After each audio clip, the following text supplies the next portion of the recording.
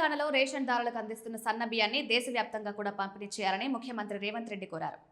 Hotel Taj కృష్ణాలో జరిగిన సమావేశంలో CM Revanth Reddy కేంద్ర మంత్రి ప్రహ్లాద్ జోషితో చర్చించారు. ఈ సమావేశంలో సీఎం రేవంత్ తెలంగాణలో రేషన్ షాపుల్లో ప్రజలకు నాణ్యమైన సన్న బియ్యం అందిస్తున్న విధానాన్ని వివరించారు. ప్రజలు నిజంగా తినే బియ్యాన్ని ఇవ్వడమే సంక్షేమ పథకాల అసలు ఉద్దేశమని, అందుకే తెలంగాణలో సన్న బియ్యం సరఫరా చేస్తున్నామన్నారు. ఇదే విధానాన్ని దేశవ్యాప్తంగా అమలు చేసే అవకాశాన్ని కేంద్రం పరిశీలించాలని అభ్యర్థించారు. అవసరమైతే అధ్యయనం చేసి తగిన నిర్ణయం తీసుకుంటామని కేంద్ర మంత్రి ప్రహ్లాద్ జోషి స్పందించారు. పూర్తిస్థాయి సమీక్ష తర్వాత దేశవ్యాప్తంగా సన్న బియ్యం పంపిణీపై నిర్ణయం తీసుకునే అవకాశం ఉందన్నారు. ఈ సమావేశంలో పౌర సరఫరాల శాఖ మంత్రి ఉత్తమ్ కుమార్ రెడ్డి, ప్రభుత్వ ప్రధాన కార్యదర్శి రామకృష్ణారావు, ఇతర అధికారులు పాల్గొన్నారు. తెలంగాణలో ప్రస్తుతం తెల్ల రేషన్ కార్డు ఉన్న వారికి నెలకు వ్యక్తికి 6 కిలోల సన్న బియ్యం అందిస్తున్నారు. ఎన్నికల హామీ మేరకు ఈ పథకం ఈ ఏడాది ఏప్రిల్ 1 నుంచి అమల్లో ఉంది.